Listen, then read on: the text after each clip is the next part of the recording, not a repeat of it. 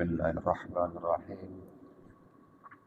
Assalamualaikum warahmatullahi wabarakatuh.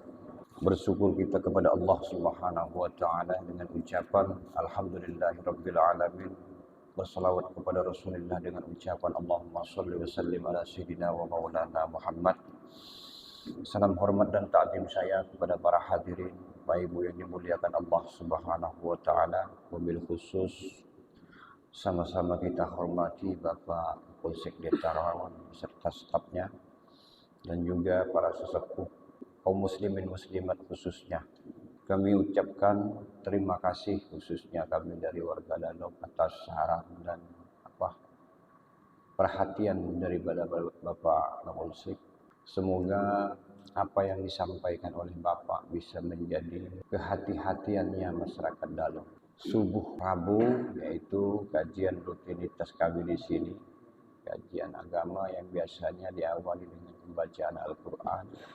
Namun pada subuh hari ini langsung pada pembacaan kitab yaitu Tafsir Al-Munir sampai pada ayat Iyyaka na'budu wa iyyaka nasta'in, surat Al-Fatihah.